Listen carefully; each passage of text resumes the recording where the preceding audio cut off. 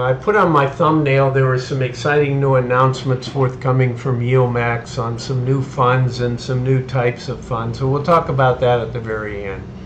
But to get started, I'm calling this Options 102, or options to understand what these income distribution funds like YieldMax that aren't doing covered calls, that are doing synthetics and naked single calls in addition to the synthetics for the weeklies, how they work, what that means to you, are there risks, how do they collect money, when are my payouts going to get bigger, what has to happen, etc., etc. So if you want to learn more depth of options and you want to understand how these funds work, this is the right place. So let's get started. Okay, so long stock synthetics and naked calls on a weekly basis are the two components that these funds utilize. So let me just say that these funds utilize long stock synthetics and weekly calls, and the bet is on a bullish outcome. So if you think a underlying stock's going to go down, you don't want to be buying this fund for a distribution, because you may get a distribution and you may lose a lot in the NAV, right, in the price of the underlying asset. Okay, so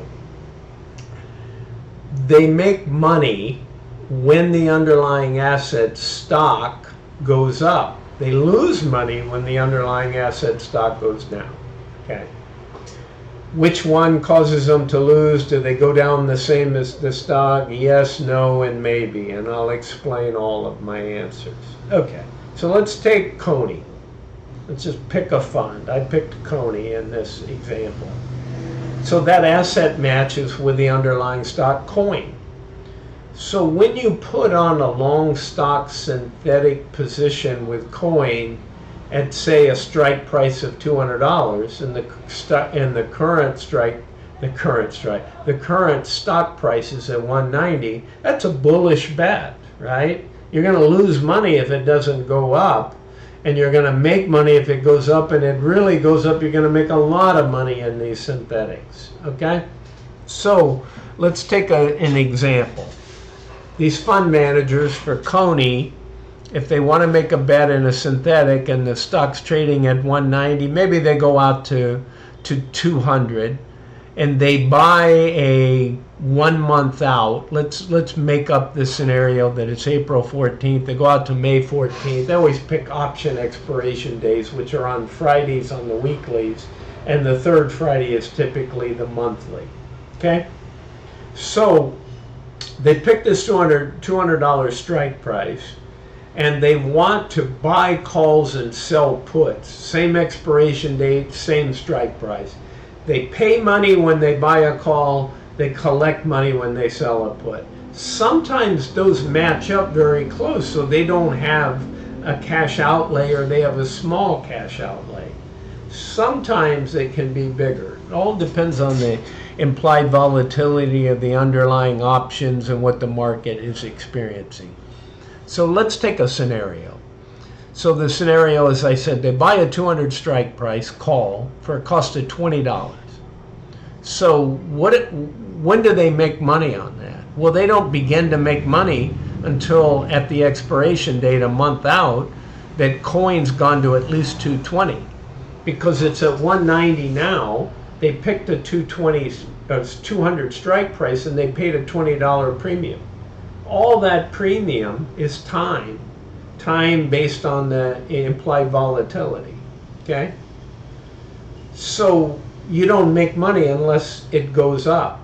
What about the put? Okay, they sold the $200 put, okay? Stock's at 190, okay? If the stock is below 200, they have to buy that put back. But they collected $18.50. They can't make a dime more, a penny more than $18.50. You talk about the word capped. They're capped on the put, okay? They can't collect any more, but they can lose a lot, right? If the stock were to crash to $100, the market is going to say, give us $100 back. You sold the put for $18.50, and now it's $100 below the strike price, so you owe us $100. They don't actually do the puts to these funds. They make them settle in cash, okay? But it's the same thing. So the call scenario, they can't lose anything more than what they paid for the call. So the put is going to give them all the premium they collect, and you have some risk. But once it stays 200 or above, you just keep the $18.50 premium. Doesn't matter if it runs to 210, 220, 230, 250, 300. You keep the $18.50. Anything below 2, you start having to buy it back. But what if it was $1.99? You had to pay $1 to buy it back, but you sold it for $18.50, so you still netted $17.50. So unless it really crashes, you don't lose big. And the premium dictates what your break even. Like on the call, the break even is 220 because you paid 220, and you need the stock to be at 220 for you to break even. Okay, so let's go further. So let's say it's coin, and coin goes and May arrives, and it's 250 in price. So what did you make on the 220 call, or sorry, on the 200 strike? You had to go all the way to 220 to recover your $20 that you paid for the call. So now you got $30 above that. 250 is $30 above 220. So you made $30 on your $20 bet per contract. Nice. Okay. The put, as soon as it stayed above 200 and finished above 200, you made $18.50. So you would have made $30 plus $18.50. That's $48.50 per share. So if you put a couple hundred contracts on, you made hundreds of thousands and millions of dollars at 48. Okay? So that's why it's a bullish bet. If it dropped to 150, your puts your calls expired worthless. You spent $20 on them, so you lost $20 a share. Okay? But your puts, you got $18.50. So anything above 180, below 182.50, you have to spend real money. So you would have lost $30. So that's why you have polarized buying calls, selling puts, but both are bullish bets. Okay, let's walk through with some spreadsheet information, the detailed scenario. Whoops, got an empty blank slide I think I just added. Let's go to a slide that we care about.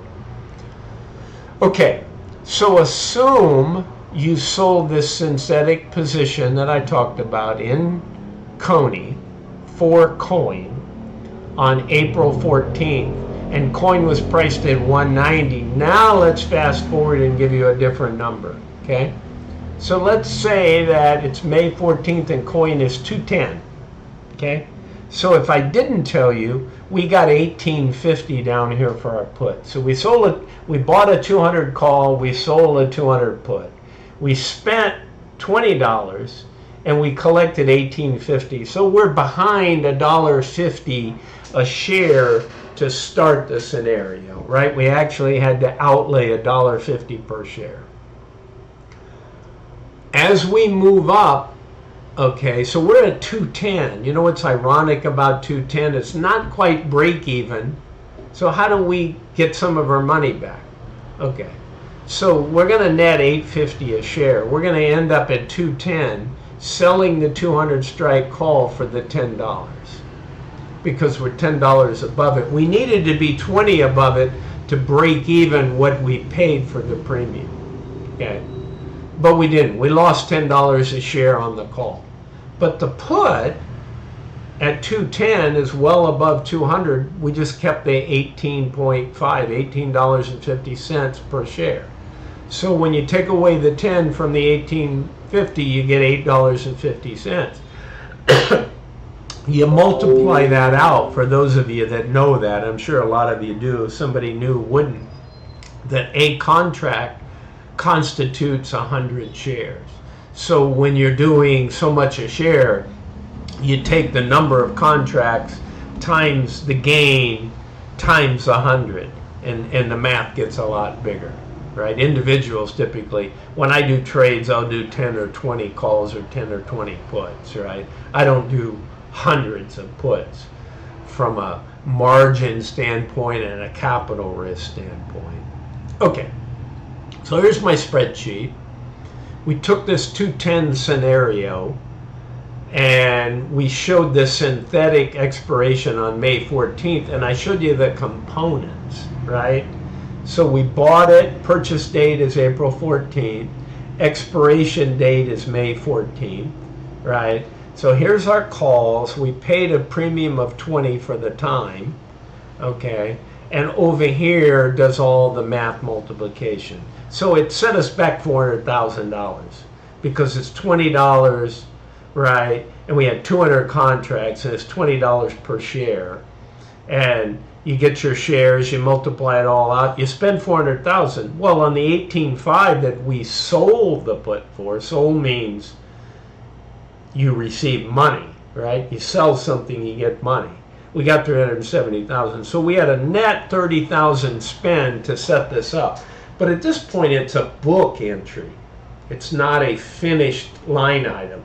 They don't really want to pay you dividends and distributions on this. They could, in theory, if they get ahead in it and it's paper, but typically they like to close out.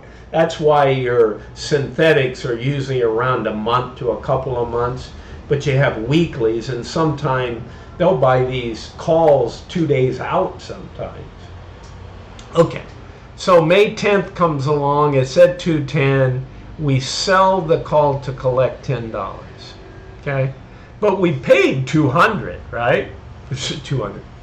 We paid 20, but we sold it for 10. So our loss, I should have put the dollar sign down here and I didn't in the profit and loss. So this should be a minus 200,000.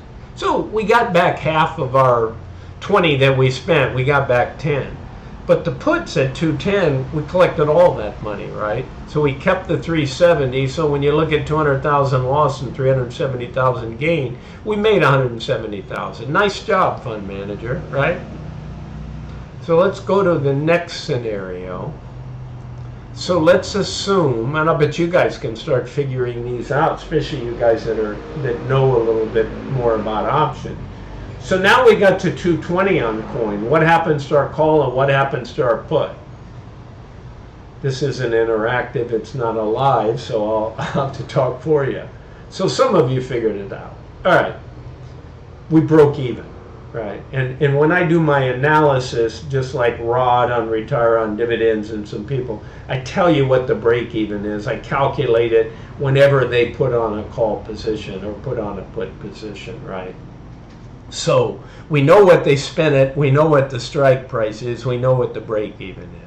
So in this case, error on my part. So on the call, I forgot to update this from the last slide. I just copied this slide and updated things, but I forgot this. So on May 14th now, we can sell the call for what we bought the call for. At 220, we can sell it for $20. Okay, now this doesn't include commissions, and technically if it was that morning and they just didn't feel like it's going to run anything more than 220, if you sell it on expiration day, maybe you get another 50 cents premium that's left in the time portion, right? But needless to say, they still lost, or I'm sorry, this is break even. Maybe they make 50 cents on the 200 contracts and it's $5,000 or something. But the point is, they broke even.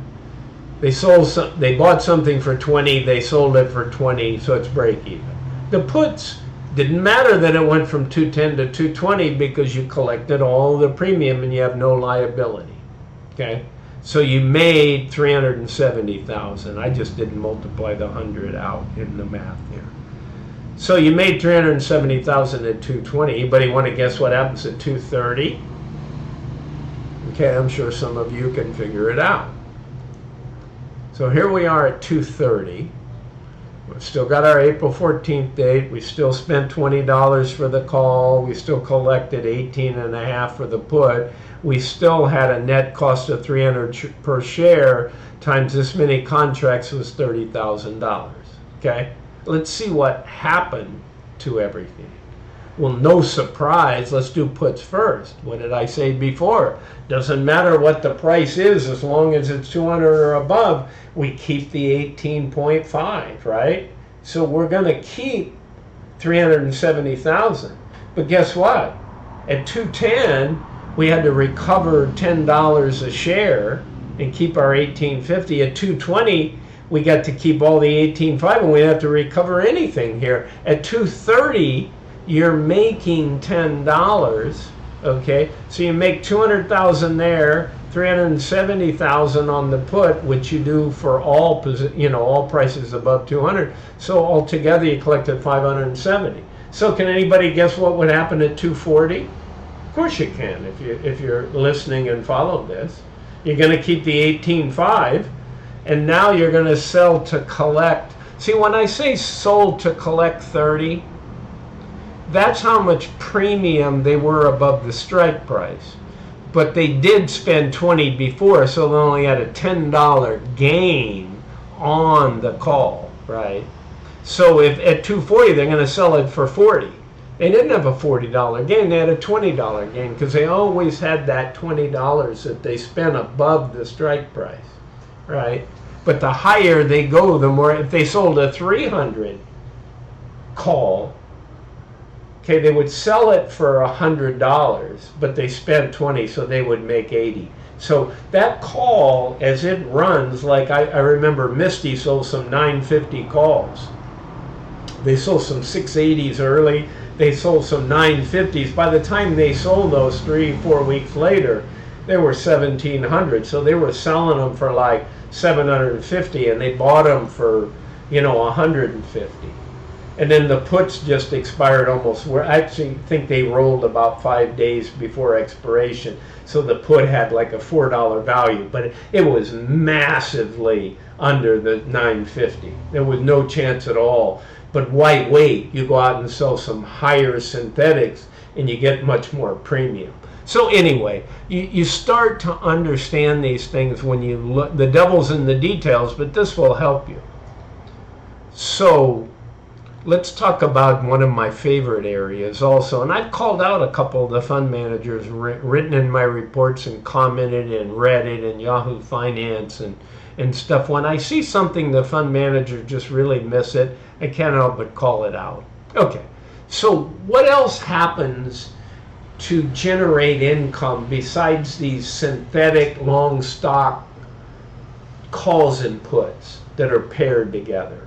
Okay, combos. They have what's referred to in the industry as a naked call. What does a naked call means versus a call? Well, you have a covered call where you own the underlying stock and you sell a call.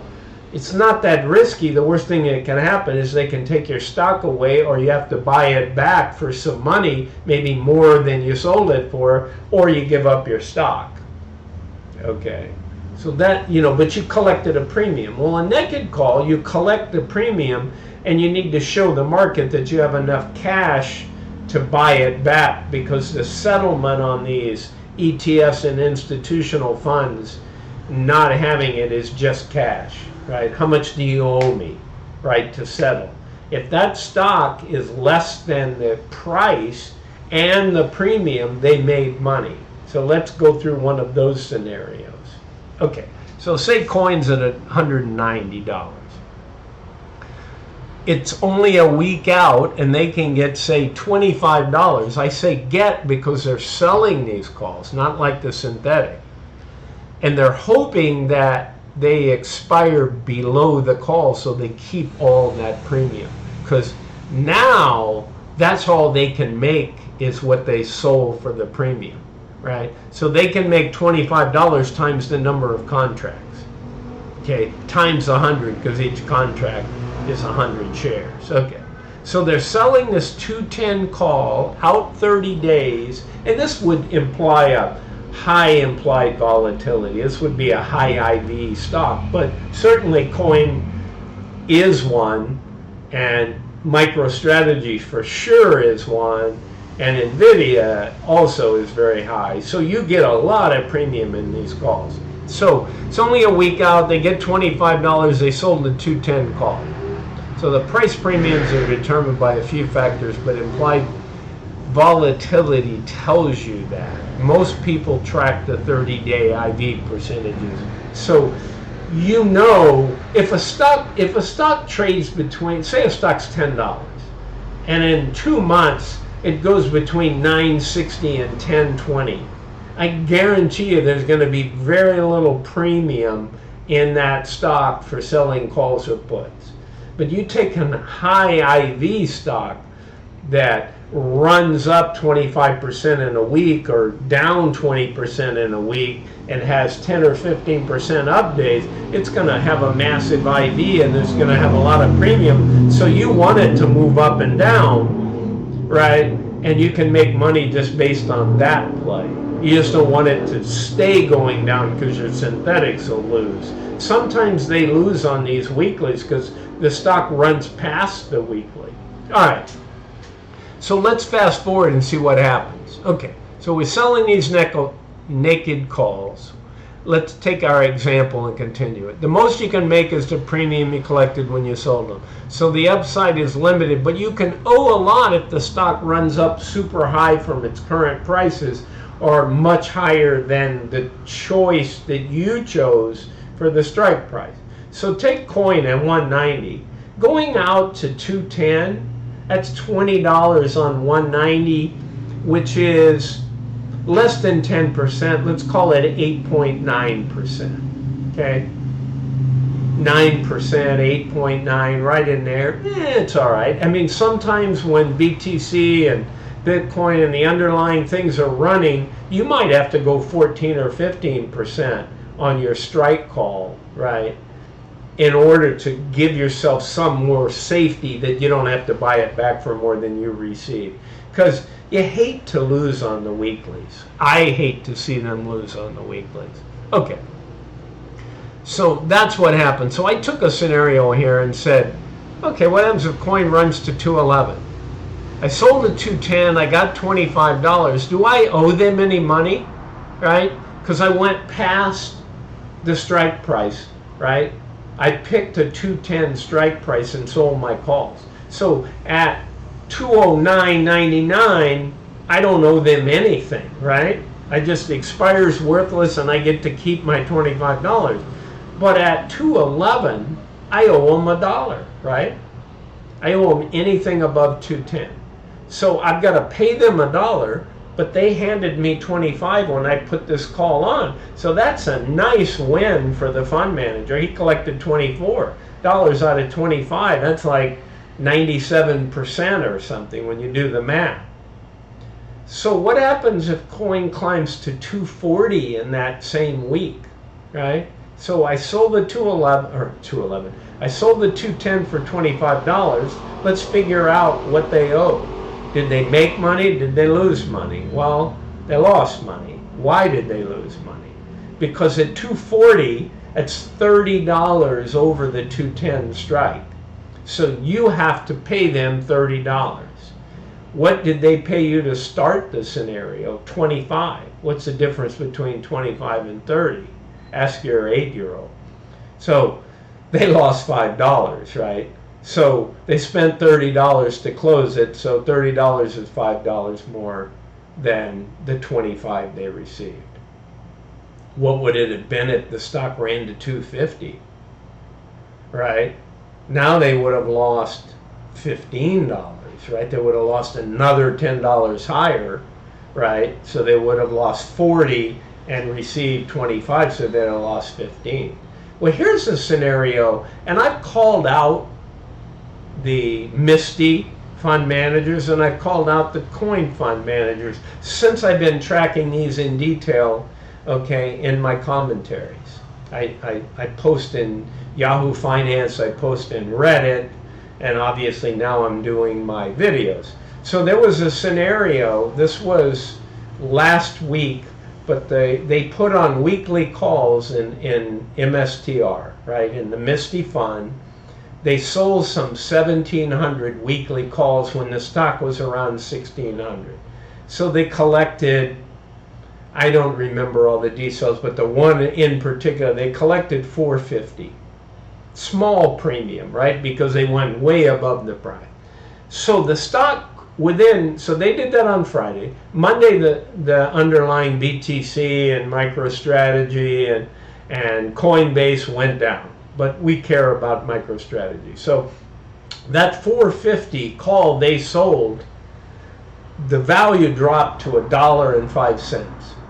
So they bought like 15,000. I'm at the same amount that they had in synthetic as far as contract.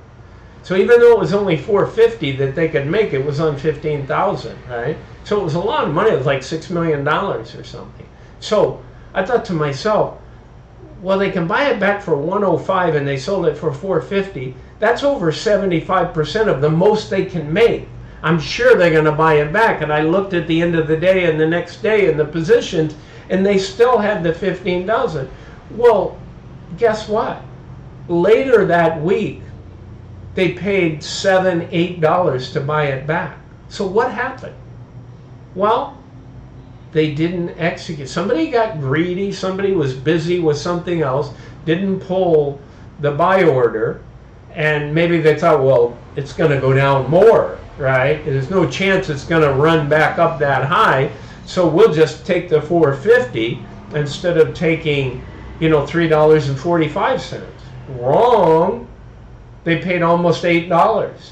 So they lost $3.50 instead of making. And so when you have a limited item, you generally, when it happens, and then they could have put on a higher or lower, they could have put on a different call. But anyway, when you understand this stuff, you can second guess. Now, I don't claim to be smarter than the fund managers who maybe have an idea where the underlying asset is going and some of that. But when you just make an execution error, you make an execution error. Some are easier, right? But these guys are smart guys. They're professionals. But when you understand this stuff, you can call out things. All right. So I told you that on my thumbnail that there was some new things coming, and I read this from somebody else who showed YieldMax literature and so forth. So I believe all this to be true. Okay, and I've been calling for it because, again, I'm not a financial professional. This is not financial advice. This is for education and fun. So be aware of that. In my humble opinion, I feel we're overdue for a pullback in the NASDAQ, probably in the Dow, in the overall averages from a frothy top standpoint. I'm not calling for a 1929 type crash, although I think the definitions of crash is more than 15% down. I could easily see us going down 20%. Does it start in early April? Is it late April? Is it middle of May? I think it's coming. Nobody can really accurately predict the exact time. And if they did it once, they could never do it again. So it just feels that way. So I've been in the back of my mind for 2 months trying to project out when I think it's going to happen so that I could short NVIDIA. And the way I would short it is through options, right? I'd probably just buy some puts.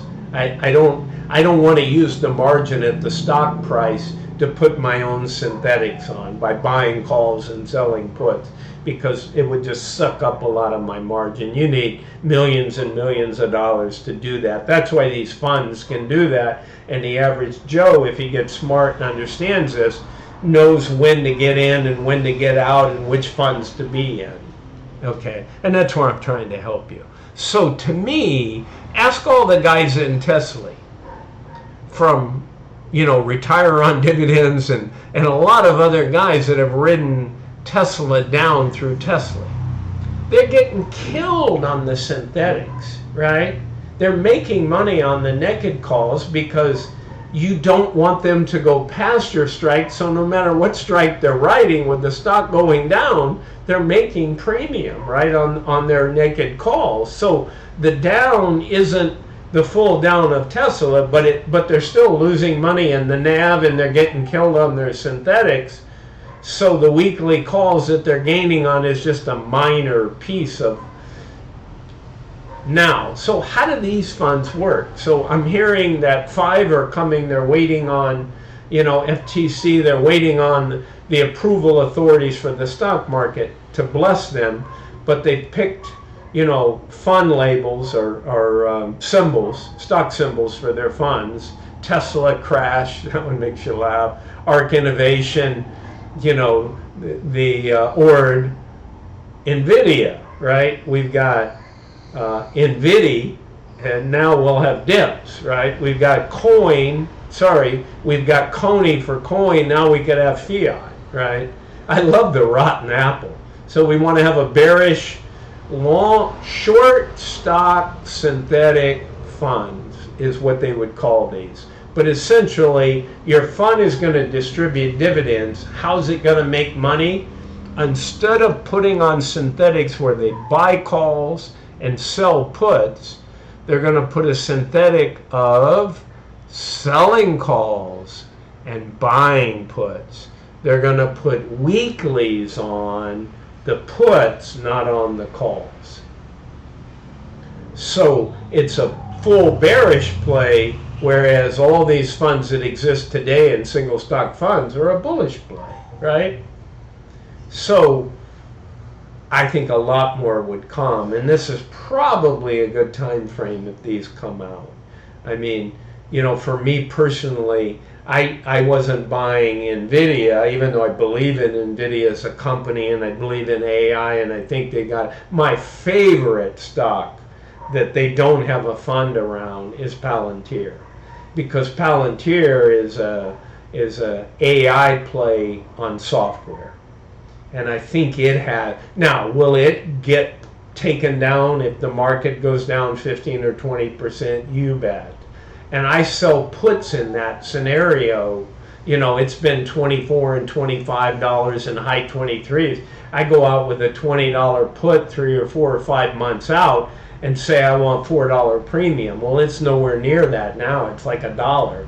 But if that stock were to crash down to 19, that 20 might go off, and they're going to give me $5 to put it to me at $20, so I essentially bought at 15. So if you want to learn a method of how people can pay you to buy the stock at a lower price, learn selling puts. But what's your risk? What if you do it on the wrong stock and it crashes down to $1, right? They're going to put that stock to you at $20, and maybe they gave you $2, but so what? The stock's only worth $1. So you got to make sure you're buying quality, right? When you're selling naked puts, right? And you're prepared to be put that stock. Okay, so enough on that, guys. Again, not financial advice. I'm not a financial advisor. It's for fun and education. Hopefully you were educated, maybe had a little bit of fun. Hope this helps you. Like, subscribe, comment. Let me know what else you want to hear about. Hopefully this expanded your knowledge on the options that these funds are utilizing to generate cash so they can put distributions out. And if they do a really, really good job, then people are going to jump into the fund and drive up the NAV price. Okay, thanks. See you next time. Bye.